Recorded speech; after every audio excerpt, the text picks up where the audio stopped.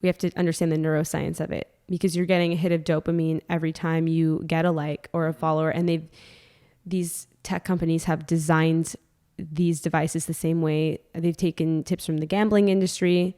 They've designed this to be addicting. So we have to release the shame of that. It's not our faults that we're addicted, because they have been designed to addict us like a drug. So you have to know that that is real. And that should be taught to every young person who's on social media, I think.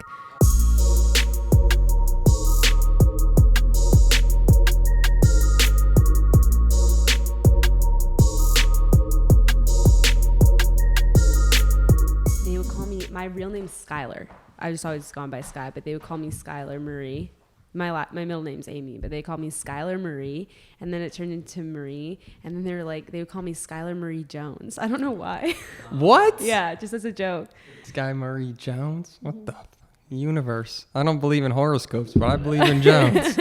And we're live, Sky Cohens. Live. Sky, what up, girl? How are you? What's up? I'm doing great. Thanks for having me. The legend. Oh my gosh. In our short friendship, I have learned so much from you that I am excited about where it's going. Wow, likewise. Listen to the pod. It's great. I learned a lot. I think right off the bat, we need to describe when we first met. Yeah. Okay. It's a pretty epic first meeting. So I'll say it from my perspective real quick. Okay. Me and Skylar, the media producer of Lenjones Party of Two, shout out. We were at Tender Greens enjoying a fantastic meal. Love Tender Greens, by the way. Easily one of the greatest places to get some food. Mm-hmm. And we're hanging out, and I just noticed in the corner of my eye, there's all these people leaving, like walking by us, and they look so happy. They look just like they got this big old smile, sort of like what you're seeing on Sky right now. And I was just like, why are these people so happy? So Sky happened to walk by, and I just said, hey, excuse me, why are you so happy? And I loved that question, because I did feel like I was in a very joyous state in that moment. And it's because I was just leaving a yoga studio that I go to here in Santa Monica called Bhakti Yoga Shala. And it's become a very important part of my life. It's an incredible studio with a beautiful community. And I had just come out of a 2-hour-long yoga class where we were practicing. We were flowing, we were doing yoga and singing mantras and connecting together. And what I love about that studio is it's all about connection. So there are a lot of great studios here in LA, but some of them are a little more individualistic, where everyone's on their mat in their own little worlds. But Bhakti Yoga Shala is a place you go to that feels like family. And I never leave that studio without feeling like I'm on another planet, just completely elated. And that's what you were witnessing, is all the yogis walking out of that studio, just super happy about life. And when you see them people on just a higher level, it's so magnetic and energetic. And it's just like, I mentioned to Sky, when she walks in a room, it kind of, you feel the energy shift, like it's just brightens the room. And the people that specifically are really deep into yoga and meditation in that world are the people that I've experienced that are able to just light up rooms so easily. It's so interesting, like understanding the transfer of energy. Absolutely. And we are just on the edge of understanding what that really is scientifically and what energy actually is. But we are always transmitting energy in every moment. And we're communicating on an energetic level right now that we can't see. There's so much invisible stuff happening that we don't see with our eyes. But then when you start to tap into feeling it, it's something you can feel. And that's what you're talking about. It's interesting with the Dr. Joe Dispenza thing, because the one part I have gotten through so far in that book is he's talking about quantum physics and how when you break it all down to atoms, we're actually all connected, and we can connect to someone in Australia if we wanted to. It's a very far-fetched idea, but it's pretty interesting. Yeah, and they've studied it. They've seen that different particles are connecting on different ends of the earth, and we are all connected for sure. And that's something that I didn't understand until I started to feel it through these practices. And you mentioned that it's sort of an easy flow of energy, but it comes from putting in the inner work to get to that space where it feels like it can flow more easily. Because I definitely have gone through a spiritual journey where it wasn't always easy. And it's a never-ending journey as well. And that's what I'm most excited about to get out of today's podcast, is getting people on track to be on the journey, to get excited enough about what they can achieve so that they start doing the day-to-day work. Because it's just like stretching. Recently, my chiropractor's like, Jones, bro, you need to stretch. Like, pelvis, like you got to get that thing feeling good. It's like everything, meditation every single day, getting there to a point where you want to be. And you have mastered that. You are this biohacker. I wouldn't say mastered, but you have mastered the art journey. of learning though. Yes. Learning. You know, always learning, always gathering. And you have your channel Sky Life, exploring the world of wellness. Shout out. Shout out to Sky Life. And it's blown up, and you have really fell in love. Like your work pours out your passion, and that's really exciting. When did you first get stoked about wellness and health? Thank you. And Sky Life has been a really fun way for me to explore and follow my curiosity and my creativity, and to develop that mindset of student, of just learning. And I've always been fascinated by wellness because from a young age, I don't know what it was, but intuitively, I felt like I understood from the time I was 8 years old that health needs to be our number one priority individually and as a society. And my mom was pretty into health when I was young. And some of the things that are now trendy is what she was kind of teaching me when I was very young, like the alkaline diet is something that she was very interested in. And that's now what Tom Brady does. That's now a huge wellness trend. And her excitement and wanting to teach me and my brothers weren't as interested as I was. But for some reason, I just latched on to this idea of what does it mean to be healthy? And what does it mean, not just physically, but on all levels? And then I went on this journey of exploring that really since that time. And it was always just something that excited me. And I always say, follow your excitement. And then when I was in high school is when I started to take a more spiritual path towards learning what that meant, what spiritual health means. Because I went through periods in my life where I felt like I had no faith at all and was completely hopeless. And my spiritual path has really allowed me to believe in something bigger, even if I don't understand it fully intellectually. Was there something that triggered you to look into that spiritual side of it? So I found yoga when I was 15, and I was a soccer player. So I wanted to improve my sport. I wanted to be more flexible and strong and prevent injury. And I knew that yoga was one way to do that. So I just did it for the physical purposes. But before I knew it, after a few years of consistency, because I immediately kind of got addicted to the practice, addicted to the feeling I had afterwards, even though it was extremely challenging, more challenging than some of the soccer training I had done, challenging in a different way, both mentally and physically. And I got really addicted to that.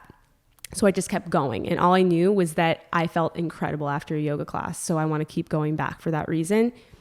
And then about 2 to 3 years into my practice of consistently practicing, then it started to work on my mind in a different way without me even knowing. Interesting. It was just unfolding within me. And it really, I think, happens when you start to really link breath to movement and you really start to tap into your breath, your prana, your life force, the thing that connects us all. It's super powerful when you can start to really feel that move through your body. And then I started teaching yoga in college. But it's still, I wasn't diving as deep into the spirituality of the practice yet. And that came 2 years into college when I went through a pretty rough period of my life where I was trying to achieve for all the wrong reasons. Right. And I was getting so caught up in success and what that means and feeling like I needed to take a certain path to get there and feeling trapped, feeling like I was not myself at all. And I know a lot of people can relate to that. Yeah, there's so many factors as to why I just felt so unlike myself and felt completely hopeless and like I couldn't believe in anything. And then I became very depressed during that time. And that's the first experience I had with depression, which was not something that I didn't know I could ever feel that way. Like I had grown up sort of a generally happy person. Right. But then I feel like the pressures of society, especially when you're coming of age during adolescence and into college, the pressure just weighs down on us. And then we lose ourselves in that. And I totally lost myself. And I felt like I didn't know who I was at all. And And I was teaching yoga too at the time, but also I wasn't taking the time to practice for myself. I was just on the outside, you're straight crushing it, but on the inside, you're falling apart. You're like, yeah, what's going on here? Exactly. I was doing a lot with our student newscasts, anchoring the news, reporting. I was in a sorority. I was teaching 4+ classes a week of yoga and other group exercise classes. So I was like doing all the right things or trying to check all the boxes, but I felt so lost. And that is when I knew something had to change. And all I knew is I felt better when I went to yoga. Not when I was teaching, I loved it, but I wasn't taking the time to practice for myself. So I needed to get on my mat for myself to get back to myself. So that's, and the mat is an analogy for how we show up in life. How you show up in your yoga mat translates to every part of my life. So I just showed up again and again. And that summer after sophomore year of college, I was going to yoga a lot and meditating while I was kind of working through this depression I was dealing with. And I also was seeing a therapist who took a very unconventional approach to healing and is also did you like respect this person right away? Like, did you know, like, you felt safe with them? I felt safe for sure. It was an energy, like it was a feeling. But it was recommended that I go to her by one of my mom's friends who had seen her during a hard time in her life. So I go to this energy healer, essentially, not having any clue what I was getting into. You're open-minded. Open-minded because I knew I felt not okay. And I was offered to take antidepressants by the doctor. And something inside of me said, that's not for me. I need to figure out if I can battle this, in other ways. Right. And I went to see her, and a lot of the stuff that we did was so over my head in terms of what was happening. All I knew is that it felt like it was working, because when I would leave, I felt a release of some type of really stuck energy that I had been holding on to. But you went in there with like an intention of wanting to change. You wanted to find an answer through her. Yeah, or not even through her, but just explore what the possibility of that would be. Because I feel like whenever we're going through anything, we can't do it alone. And I needed help. I needed an expert. I needed somebody who had compassion and wisdom to help guide me. So she became a real spiritual mentor. And a lot of the stuff we were doing, we would do talk therapy, but also she was doing all sorts of energy healing that prompted some pretty deep releases in the body, because we hold on to so much in our body. We hold on to years of subconscious programming in different parts of the body. And what she does, although some of it's still a bit over my head, she would find those places of really stuck, stagnant, built up energy and then get it out of you. And it would often end up in those sessions with a lot of even crying, screaming, just like getting the energy to move through you and out of you so you can release it and then drop into a very healing meditative state. So I would always leave there just completely blown away. What is going on? What is going on here? But something is happening and it feels like it's working. So I went to her that whole summer and it helped me tremendously. And then I ended up living in Denmark for a semester abroad. And I learned so much through that way of life, because in Denmark, they're very different from America, where we have a very individualistic society of achieving and survival of the fittest, working super hard, not sleeping. Whereas in Denmark, they have this very different approach to living. And they have a very, I'd say, more connected society in the way they see themselves as part of a whole, rather than here where it's very individualistic. And they really take time to cherish simple moments. And that way of living, just being in that space, it completely changed my perception of what it means to live a full life. Because then I saw and I learned so much from just being there. So you would say that they're like a lot more present. So present, yeah. And everyone rides their bike everywhere. There are more bikes than cars. So I was not in a car once while I was living there. I was riding my bike absolutely everywhere. And isn't that crazy that when you ride your bike to work, you're so much happier? Yeah. It's amazing. In many, not in every case. Right. If it's raining, you're pissed. Well, they always say in Denmark, they say there's no such thing as bad weather, only badly dressed people. So make sure you dress for the weather so you can get on your bike still. And they would bike in rain or shine, snow or sleet. Yeah, that's great. And they also have their number one sustainability in organic produce. They have, I'm pretty sure it's 98% of their city in Copenhagen is organic. So they're eating well. They're taking care of themselves mentally, and they have this thing called hygge, which is basically like this coziness, togetherness.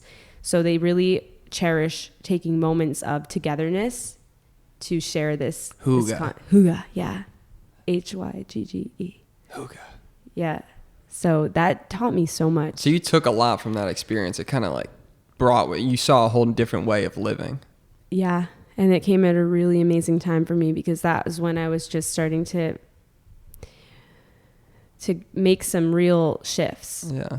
I think what's really interesting about you is your ability to stay open-minded to possibilities of change. There are some facets that are so interesting in certain people, and it's kind of like that whole thing we were talking about, Joe Dispenza, placebos are real. Mm-hmm. You know, certain people, if they have the right intention, there's something there. And you're just so open-minded to it all. And I think that because you're so open-minded is why you're so widely successful and your videos are so viral. Because you're all in to learn, but you don't just promote, you keep it real. Like some things you're good at, some things you didn't like. In all your experiences, have you found that some things are just like kind of fugazi, like kind of BS, while some things have really helped you? Absolutely. I've been on this mission of exploring all of these different trends and topics and even holistic healing modalities, ancient healing modalities. And I try and approach everything with a healthy level of skepticism. I question everything, and I'm naturally that way. But I also, like you said, try and keep an open mind to all possibilities, to endless possibilities. Because I've spoken to people who have healed themselves through crazy methods. And I feel like it's really your perception is your reality. And we've seen in research, the placebo effect is so real. Like the placebo effect is more powerful than any drug that we have on the market. And that's why we have double-blind placebo-controlled trials to see if we can beat the placebo in some ways. But we're trying to beat the placebo. We already have that power within us. But yeah, there are definitely things I've explored that I feel like there's a lot of marketing attached or it is a lot of BS. But I also feel like out of everything I've tried, these trends and topics are very useful in certain situations, and it's really dependent on the individual and what they're going to take out of it and what you need at any given time. Yeah, I feel like I'm influenced very easily sometimes by people when they have a big breakthrough. I'm like, I got to incorporate it right now. I got to do this, and this. And then you look at your schedule and there's so much hours in the day. You got to get 8 hours of sleep. Sometimes you're going to eat breakfast. Sometimes you're going to fast. Sometimes you got to shower. You got to shave. You got to do everyday life. Like how can you fit in meditating, yoga, breath work, this, and this, your matcha, your ice bath, you know, exercising, your social life. It's like you're right back to college where you're like trying to manage all three buckets. And it's like, speaking of college, when you talk about mental breakdowns, I don't know if it's because you're spending so much money on school or if there's so much high expectations and that you're in a system that you might not be completely aligned with. I have these like nightmares sometimes where I think like I didn't hand in a classroom assignment.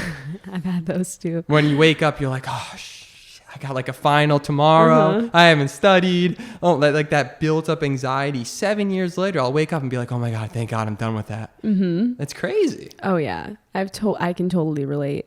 And I don't remember my dreams often, but I've definitely had that nightmare before as well. Right. Yeah. And you ask, how do you fit in all of these different elements of wellness? It's a really good question.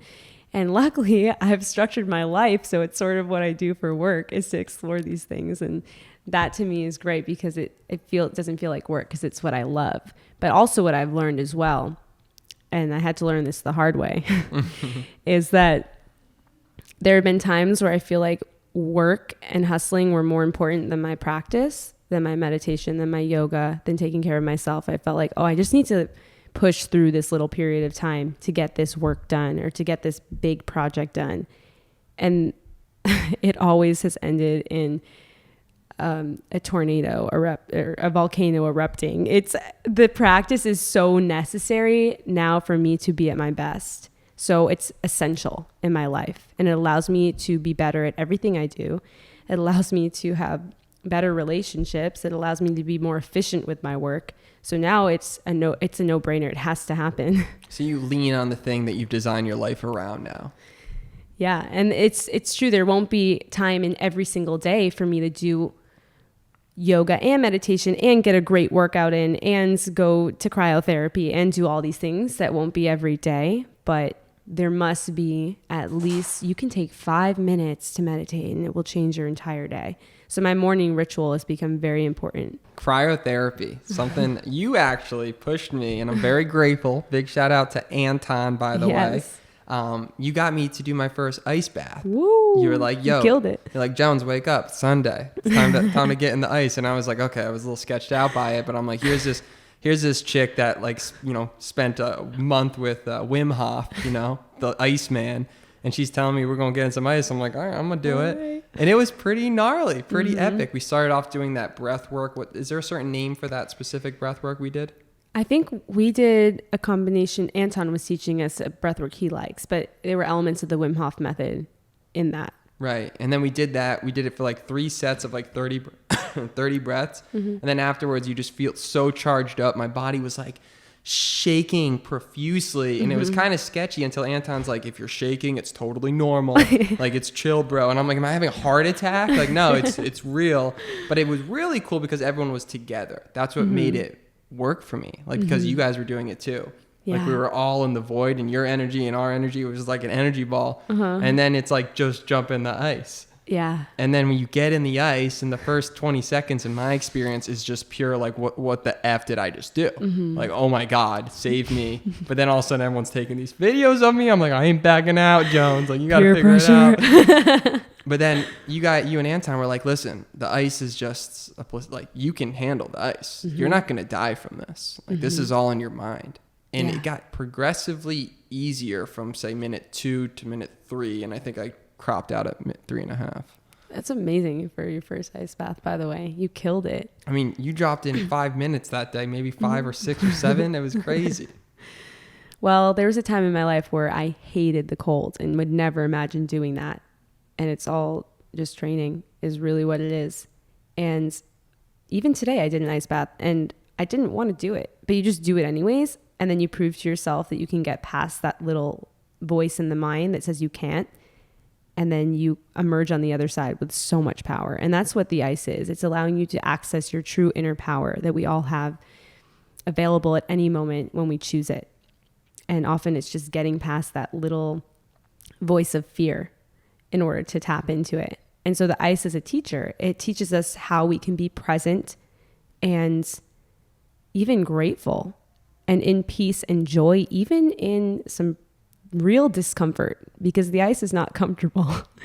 But finding that peace within that challenge, that's a huge game changer for life. Because that's what life is. You don't get to decide when challenges come upon you.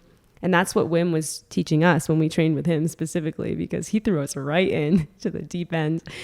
And we were doing a 10-minute ice bath right upon arriving and jumping into a waterfall, a freezing cold waterfall off a 30-foot jump and climbing a mountain in our shorts on day 3 of being there. And that was his method of training us to be able to access that power in a moment, because we just don't get to decide when life throws us a curveball. And all we decide is how we respond. So that is what the ice has been. It's just a teacher to be able to build your capacity to handle so much more than you ever thought you could, and to actually find joy in it. Look at your face right there. It's like, it's so much fun. You should try it. It's like, peer pressure. Out of your mind. Well, I hated the cold so much. I hated ice baths. And now I kind of crave it. Whenever there's a cold body of water, I need to be in it. It's like a calling now, or a craving that I have. And it is an adrenaline rush in some ways. But there's this method is helping people all over the world with all sorts of different issues that they're dealing with, mental and physical. And for context, this method was brought into kind of fruition and popularized by Wim Hof, aka the Iceman. You should check him out on YouTube. He is a crazy man, but leading the way. And how did you first connect with him? He is crazy. He's a one of a kind human. And I connected with him. So I had seen the Vice documentary a few years ago, and I don't know what it was about that. As much as I hated the cold, the reporter had hiked Mount Shnezka in his shorts with Wim, and I said, I really want to do that someday. There's clearly something here, and I want to experience that too. And so I just put it in the back of my mind, set an intention. And then I actually had Wim Hof on my vision board for like 2 years. And then I was in LA and he was doing a workshop, and I signed up just because I wanted to go learn. And I did my first ice bath that day, and I went up to him and I met him. And then one of the instructors was super cool, and I was talking to him about his experience learning the method and training to be an instructor. And I kind of just lingered around the event afterwards and was just talking to people and having a great time, just learning from all these amazing people. And just by pure luck, this instructor was super cool and invited me to go to dinner with them. And I had no idea what I was saying yes to. And I was like, oh, I don't want to intrude. Are you sure it's okay? He's like, yeah, come. And I'm like, okay, fine, I'll just come. Even though I was a little nervous, I didn't know what I was walking into, but it ended up being a dinner with just the Wim Hof instructors and Wim and his family and team and then me. And I was not supposed to be there at all. Like, I was definitely not supposed to be there, but they were so welcoming and kind and warm anyways, and just welcomed me. And from there, that's how I got connected with his team and his son who runs their business, who's awesome. And then we just stayed in touch. And I kind of knew at some point I would love to make content about this. This is incredible. This is the type of thing that I want. Skylife right this here. This is it. So then I met my friends who are the Yes Theory guys. And that was also, I had found their channel and was so excited about it because for the first time on YouTube, I felt like I saw a real movement of true positivity and change that they were creating. And I was like, these are the creators that are changing the world that I would love to surround myself with. And ended up meeting them in a meetup. And then at some point it just clicked that this would be a really amazing collaboration, and just pitched them both the idea. And they both somehow said yes. And then we were in Poland and going through this crazy experience together that I think for all of us, we just all learned so much about ourselves through it all. It's really interesting because you had it on your dream board, and it's something you're always thinking about every single day, and you just put yourself out there. You went to the event, you didn't have too much intentions with it. You just wanted to learn, and good things happen to those who take action. It's like when you're sitting at home and you're like, I don't want to go out, I don't want to go to that event. Like, you got to just send it, because 9 out of 10 times you're going to be like, yo, this is dope. And one thing to talk about those ice baths, Anton said that you can get one of these ice baths for like, I don't know, $200 at Home Depot, and you can create your own ice bath. Just plug it in, freaking freezes up, and you can have one for $200. I'm just throwing it out there. Yeah, it's just a freezer, and you just fill it up with water and change the water, but just make sure you unplug it before you do it so you're not getting electrocuted in the ice bath. But that's just one safety thing to mention. But yeah, it's pretty easy to set that up yourself if you have a backyard or a space to do it where you live. 100%. And you've done a lot of very interesting videos, and certain ones have really piqued my interest, and I'm excited to kind of explore what you've learned about that subject. And one of them is the phone addiction dilemma. Yeah. I remember you did a video on phone addiction. Mm-hmm. What is your thoughts on today's society and our addiction to our phones and the cyborg era? Yeah, well, digital wellness has become a topic I've been very passionate about sharing on my channel and on my social media. And I feel as if we have created a new dimension. So we have this dimension we're living in right here, you and I speaking, and then there is a digital dimension that is now a whole new world that exists and is very real in a different way. And it's so important that we understand what that means for us as individuals, and then what that means as a society. And we have to understand that we're creating a digital extension of ourselves, a digital avatar. And often where I think people suffer is when that digital avatar that they're painting a picture of is not matching what they feel like their real life is. And I always say, if you if your digital avatar was deleted, if social media was deleted, who would you be? What type of person would you be? And are you happy with that person? Because that needs to come first before we use social media for all the amazing things it offers us. It's an incredible tool. Is there like an actual amount of time you found in your studies that you should be on your phone, and what's healthy and what's not healthy? I think that's different for everyone, because for people whose job revolves around social media, you have to treat it like work and like a business. But I definitely have principles in my life and guidelines and boundaries I've set for myself, not looking at my phone first thing in the morning. I'm always going to work out or going to a yoga class and doing my morning ritual before I'm getting into reaction mode, looking at messages and looking at Instagram, and taking time at the end of my day without my phone. But sometimes I dream of just deleting everything and going and traveling with no technology at all. But I also see the incredible power of this, and it's allowing me to share a message I really care about. And I wouldn't be able to do what I do without social media. And it's allowing for more people to do what they love. And that's a beautiful thing for the world. We just have to see it for what it is and constantly bring awareness and consciousness to our relationship with this new dimension and understand how it works on the brain. We have to understand the neuroscience of it, because you're getting a hit of dopamine every time you get a like or a follower. And these tech companies have designed these devices the same way. They've taken tips from the gambling industry. They've designed this to be addicting. So we have to release the shame of that. It's not our faults that we're addicted, because they have been designed to addict us like a drug. So you have to know that that is real, and that should be taught to every young person who's on social media, I think. On that same topic, I saw a recent post you did about the app Facetune and how people are, literally adjusting their bodies to perceive themselves as maybe fitter or more jacked and muscular. That's interesting. Yeah, Facetune is so common, and the reality is you can take your finger and so easily manipulate what your body looks like, and it's happening all the time on social media. So I've started posting pictures where I do that and post them side by side, so you can just see the very subtle differences, so that we can realize that social media is not reality. When you look at pictures and you're comparing yourself, you have no idea what's behind that image. So I personally don't look at a lot of stuff on social media. I post to share what I'm passionate about and stuff that revolves around my videos, and I'm posting, and I look at people who inspire me and who I'm learning from. And there's been so many people I've found through social media that I don't know in person that have become like mentors that are changing my life, and that's amazing. That's so cool. Yeah, it's so cool. And I always tell myself or ask myself, are you a part of the problem or a part of the solution? And I try as much as possible when I'm using social media to be a part of the solution, just as those mentors have become a part of my solution to finding my way.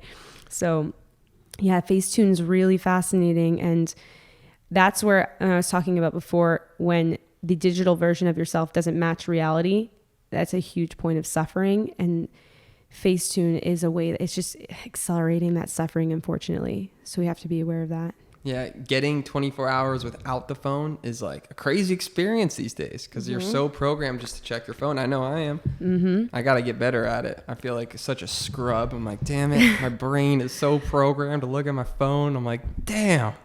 Absolutely. We pull out our phone unconsciously so much, and we check it for no reason. No reason at all. Just a few seconds before we last checked it. And it's a sign of nervousness too. Yeah. And they've done research on this, that when a phone is present during conversation, say you're having a meal with someone and your phone is on the table, even if you're not using it or touching it, just by it being there, it will result in a less meaningful interaction. So I try and have meal time or time with people is phone-free time. And I've learned a lot of this through this company and movement called Brick, and they're amazing. They do phone-free events. And my friend Tommy Sobel, who's the founder, he is such an amazing person and pioneer in this space. And he is creating this movement of young people who want to spend more time living meaningfully in the real world. So he creates incredible events around this and retreats where we all turn our phones off and put them away at the start of the retreat. And it's a whole weekend of just connecting with people in real life. And it's extremely powerful, because the way you connect with someone without technology present, it's really wild how different of an experience it is. Times have changed real quick. Yeah. One thing that's really amazing that anyone can master is consistency, right? Just showing up, being consistent. You are consistently putting out new content every single week. You've seemed to got it pretty dialed in. What does your morning look like? Are you waking up just to the sun? Do you just naturally wake up? It's so interesting you asked that, because I feel like I was having such a hard time waking up early when I wanted to, because I love waking up early to get my day started, but I would want to sleep for 3 more hours. I felt like I didn't have the energy to wake up, but I would just force myself to get up and get to the gym. Right now, my morning routine has been a little different because I'm doing a video where I try Kundalini yoga every day for 40 days. So I'm going to Kundalini yoga at their earliest class, which is 7 a.m. And that's been a little bit different than normal, because normally I would have a structure of my week where Monday, Wednesday, Friday morning, I would be going to a 6 a.m. HIIT class or a boot camp or some type of physically challenging class like boxing. And then Tuesday, Thursday, Saturday, Sunday is usually my yoga days where I'm waking up early to get to yoga. But now I'm doing Kundalini, so I'm going there early in the morning.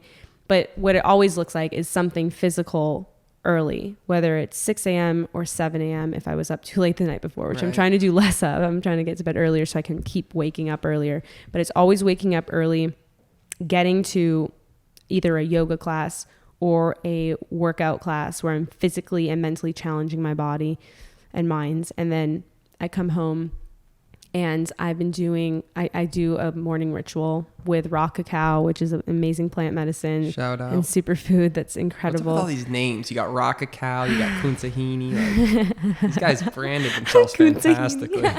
Kuntahini, but you got to explain what that is also. Kundalini is a form of yoga that's very different than other forms of yoga I have tried. After practicing yoga for 10 years, Kundalini is blowing my mind because it is very mentally challenging in a way that other forms of yoga are not necessarily. Like, it's taking it to a whole different level of getting past mental barriers. And I'm just starting, I'm almost halfway through 40 days.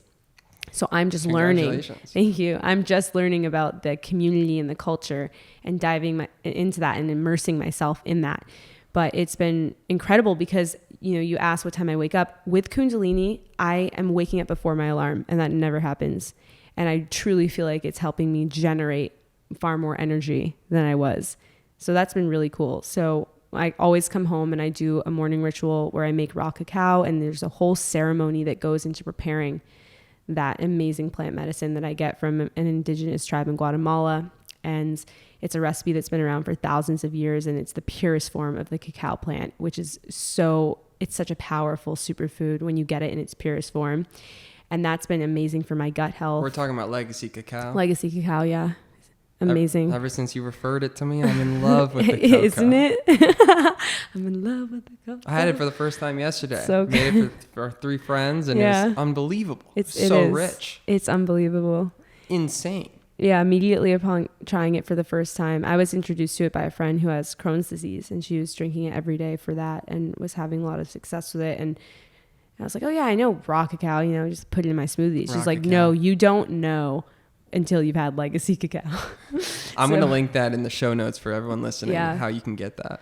Yeah, for sure. And it's expensive, I'm not going to lie. It's like $99. It's so expensive, and the reason why is because there's so much work that goes into making it, and they're not trying to scale this. This is like something that they really can't, because, you know, they have the priestess like blessing every bag of it. Like it's like a tribe. I don't know if that's just really good marketing or right, I know, right? I'm like, I need to go there and witness this at some point. But anyways, I am using that every morning as part of my ceremony, my ritual.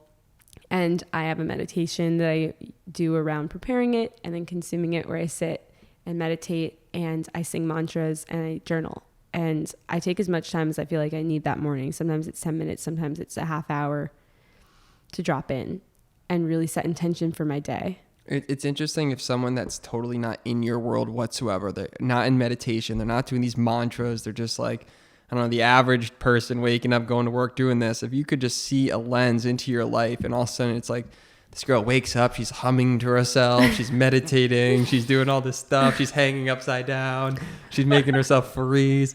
It's so interesting.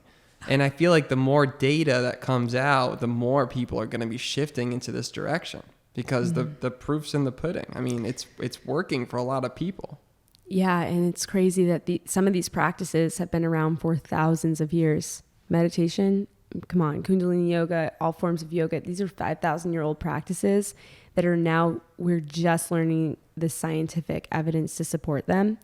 And we are just scratching the surface of the science behind the mind, body, soul connection and what that means. And that's where I'm most excited, is the intersection of science and spirituality. Because we are learning that a lot of these ancient practices have been right all along, and they were brushed aside for so long. And now we do have research to prove that they actually work. And not to mention, like you said, the millions of people around the world that these practices are really working for. So it's really just finding what your own way in it all as well. If you had to give someone like a survival guide to health, what are your like tips that you think everyone needs to be doing every single day? Wow. You're listening to this podcast, you're like, okay. She's got the cryo, she's got the meditation, she's got the yoga.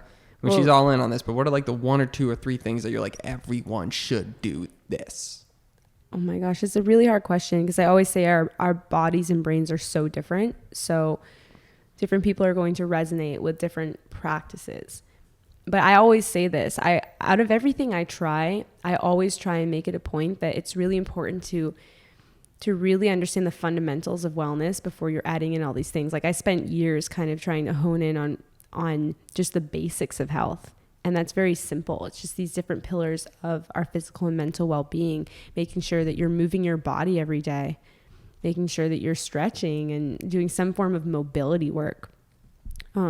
Practicing some form of meditation or mindfulness, whatever that looks like for you, whether it's cooking and being mindful while you cook, going for a run, meditating, taking care of your mind, drinking plenty of water, getting enough sleep. These are so basic, but they're so crucial. And also, I'd say spending time in community and with the people that you love, because we have the research on this, that the people who live the longest worldwide, the people who live the longest and are the healthiest long-term, they have the strongest social circles, and they have really strong communities, and that's very important.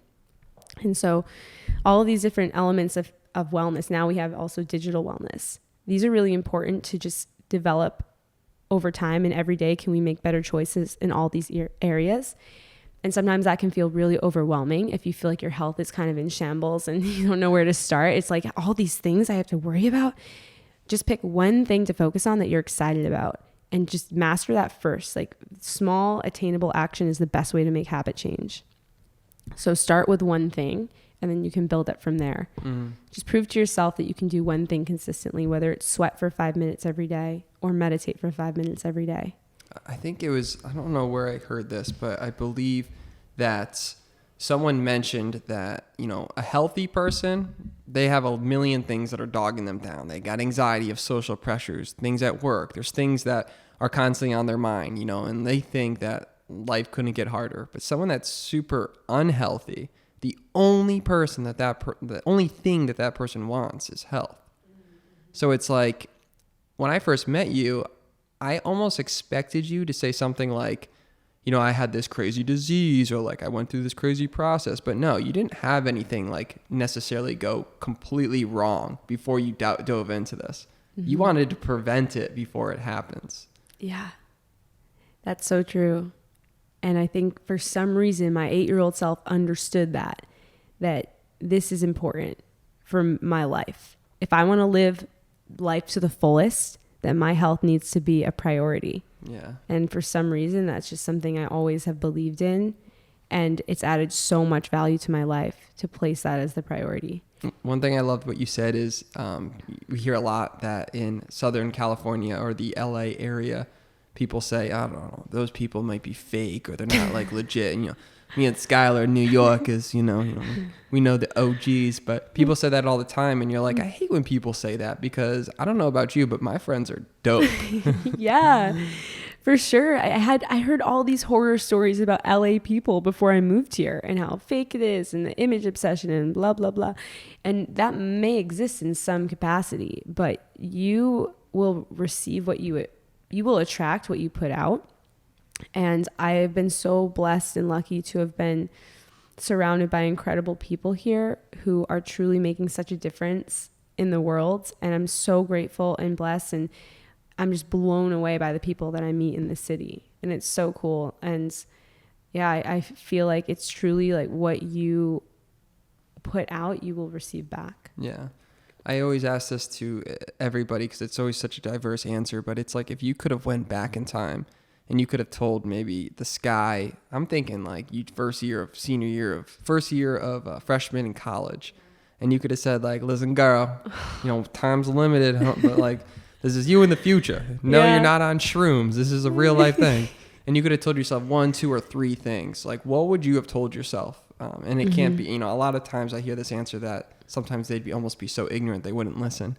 But if you could have told yourself, what do you think would have changed or saved you a ton of time, money, or possibly just headache? Yeah.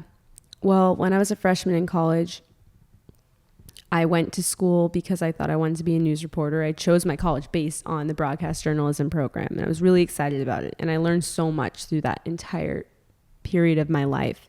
But I didn't know that there was another way. I thought that there was a one track towards success. It was study journalism, then you get a job in news, and you work your way up the ladder. I didn't even know what entrepreneurship really was. I didn't know that was a possibility, and I had no idea about the opportunity that exists now in the digital world. And I didn't understand that until I was a senior in college. So if I had started as a freshman doing what I'm doing now and actually following my excitement, because I was following what I thought would help me achieve certain goals or success. I was following what I thought I was supposed to do and what I was being told rather than my real excitement. So I would go back in time and tell myself to just be open to possibility and always follow your excitement, because it will lead you to feeling really aligned and in flow with your path. Follow your excitement. Boom. I love that. That's powerful. It's interesting. I mean, every single time that we are excited about anything, that's what makes us super stoked. And the people that are most happy are the ones that are most stoked. Mm-hmm. Every single day, if you have a passion, you love it, you should chase it. You should make it happen. You should find your tribe. You have a fantastic tribe. You've introduced me to amazing people that are right in line with the tribe. You got me looking into the matcha. The matcha, which is Tenzo tea. So it's like matcha's like the OG form of green tea. Yeah, it's a powdered form of green tea. So they're just taking the green tea leaves and grinding them up in a certain way, so it's more potent. And it's very powerful, and it's a great alternative to coffee because it has L-theanine, which helps to mitigate some of the jitteriness of caffeine. Okay, I'm just going to give you guys a quick backstory. When I was in Medellin, Colombia, and this isn't going where you guys think it's heading, but cocoa leaves is something that my friend Peter gave me to try. And it's basically the plant that cocaine is created or something, but it's not the actual cocaine. It's, the plant, it's the leaf. And you put it in like your gums, and it's supposed to like have some sort of certain healing effects, or I don't know. I didn't do too much, but I didn't know if you tried it. I have not tried that. I tried kratom for a video, and that's an herb from Thailand that's being used for all sorts of different purposes, but mainly for either pain, to treat pain in a natural way as an alternative to painkillers or opiates, and then also for energy and focus is what I tried it for. And that was I think maybe one of my most controversial videos, where it got demonetized, it got age restricted, and there was, I think, the most comments out of any video with just completely different opinions.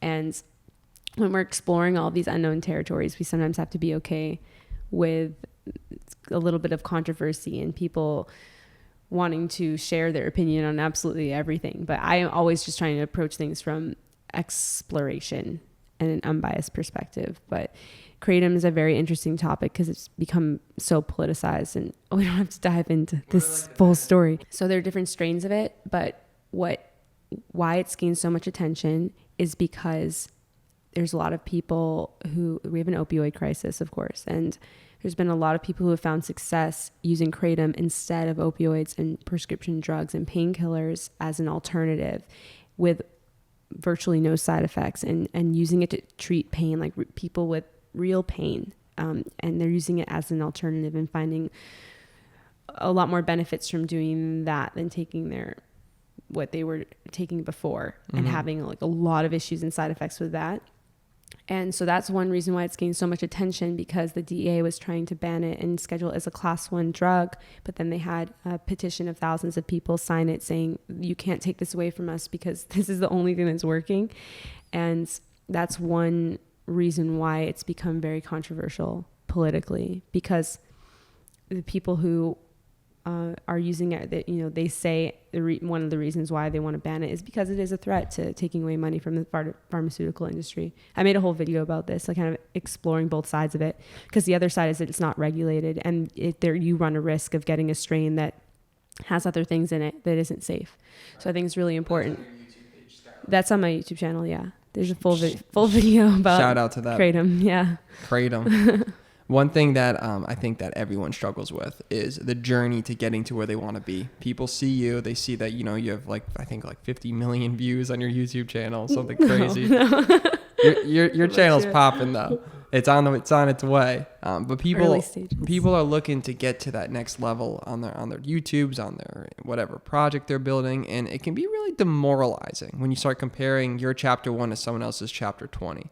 And sometimes it almost makes them not want to go forward because they're always comparing themselves. They get comparitis, which is one of the worst diseases you can get when you're on the path to success. What would you say to the people that are enjoying the journey? You know, like, stop comparing about where you're trying to get to so heavily and start learning about what you're learning every single day. Because I feel like from all the successful people I talk to, you never really arrive, right? Like, you know, you think that when you get to a $10 million business, your life's going to be, that's a dramatic, how about this? You think when you get a job, your life's going to be great. You get a 9 to 5, you're like stoked, right? Or you think when you start your own business and you finally make enough money to survive, you still have problems. Right. There's always something. It's hard to never arrive. What would you say to the people that are like, to ease their tension about enjoying the come up, enjoying maybe you're getting 5, 10, 20, 50 views on your videos, but enjoying that?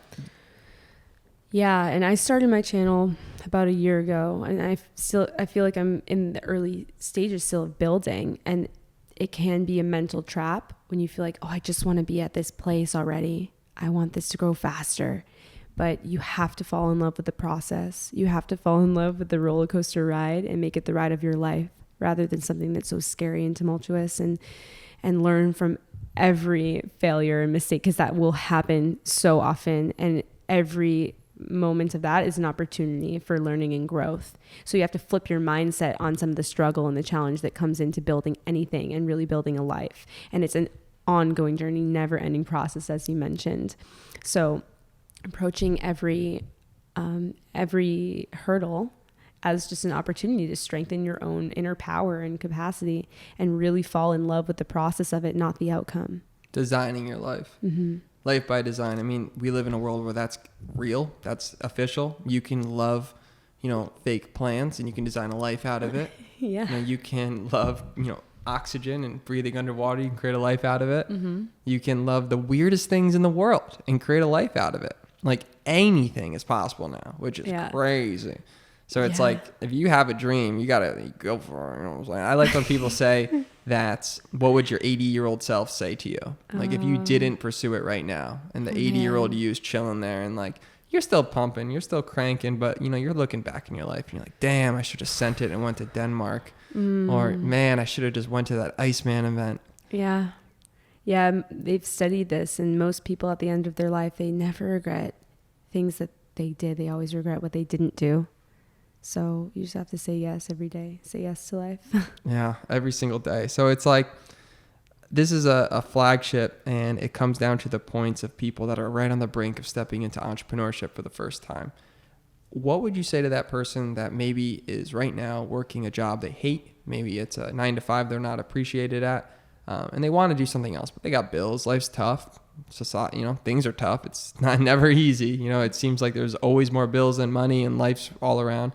But part of them wants to jump in and do their own thing. They want to start a YouTube channel. They want to start their own business, something. Or on the flip side, you got someone who's crushing it, absolutely smashing it in every like asset of their life. You're looking at them and they got that house, that car, like they're just rolling, but they're not happy. They're disappointed. They're not happy. I know, and Tony Robbins talks about that. A lot of people like hire Tony Robbins, like super successful people, because they're still not happy and they have everything. What would you say to that person that is right on the edge of jumping into entrepreneurship for the first time but is scared? It's a great question. So if you're stuck in a job that maybe you hate, it's not filling up your soul, It doesn't always mean you have to quit that job right away, but really go inwards to find what does get you excited and figure out a way to take action on whatever that is in small steps. I started my channel when I had 2 jobs, and I had to make some short-term sacrifices to build it to a place where I feel like I could now do it for a living. And I think that is something you have to kind of accept, is making sacrifices for your dream. And they don't have to be sacrifices that prevent you from living a full life. It can be sacrifices like, for example, what are you doing on the weekends? Are you going out and partying and getting drunk and waking up late? And is that filling you up? Is that creating a life that you want? What types of sacrifices is it that you are going to make in order for you to advance on your dreams? And it can mean that you have to stay in a job for just a short amount of time, but you set that intention. You say, okay, by this date, I'm going to be moving on from this to something that aligns and fulfills me more. But it really takes that going inwards, finding what it is that is so exciting to you, and then just take action on it every single day. Consistency is everything. I've learned that through YouTube as well. Like consistency is the most important thing on YouTube. Just staying consistent is super important. So yeah, just if you are feeling really unaligned, finding ways to feel in your body. I think any practice that allows you to drop deeper into your body is really incredible, and get out of this chaotic space in the mind that wants to control everything. And if you're feeling super lost, at one point in my life, I was really lost and I didn't know really like how to find some of that excitement. And it just takes dropping into a space, into your heart space and into your gut. And we know that the heart has so much intelligence. And the gut has so much intelligence. The gut is the second brain. We now know this. The gut has neurons. The heart has neurons. Gut, man. So we have so much intelligence below the brain is great for so many purposes, but we have so much intelligence in our body. So find ways to feel into that, and hopefully it will guide you on the right path. Making moves. That's the goal. Every single thing in every aspect of our lives. We got to make moves. And I find it so fascinating how easy it is to reach out and get connected to people. Mm-hmm. I find it fascinating. I am always blown away at if you just throw stuff out there, you stir up the pot and you just send DMs on LinkedIn, or you send a message on Instagram, or you send someone a postcard, or whatever method of getting in touch, you would be surprised at how many people want to give their opinions. They want to give their advice. They want to help. I think that at our core, we want to feel valued, and one of the best way of feeling valued is by giving to others. So I challenge everyone listening, shoot out to that CEO of that company you want to work for. Reach out to that girl or guy you might be into, or, do something. Just take the first step. Like, stop being so in your own head. Everyone's freaking out 24/7 about their own life. We're in this crisis. Crisis of the ego mind. Right. Your ego is not your amigo. No. The ego can be a tool when you understand your relationship to it and really what the purpose of the ego is. But when you're running on autopilot and when the ego is taking over on autopilot, you have to find ways to break out of that cycle. Amen. Sky Cohen's, she's the guru. So Sky, and I am not your guru. I am not your guru. Tony Robbins documentary. It's pretty good. What's your favorite? Before that, what's your favorite documentary you've ever seen on Netflix? Oh my gosh! Because you're a documentary, like you watch a lot of documentaries. Oh my gosh, there's so many good ones. Okay, there's one. That's such a hard question, but off the top of my head, the one that is incredible, that is really not highly produced. Like, this documentary was made by clearly not like real filmmakers, but the story is incredible. And it's called May I Be Frank, and it's about a man named Frank who was really struggling with his health. Like, really emotionally, physically, everything. And he had these young guys who were passionate about health come in and basically help him transform his life. And it goes to show the power of nutrition and emotional work and support. And these guys were supporting him along the way of him to break out of this toxic cycle he was stuck in.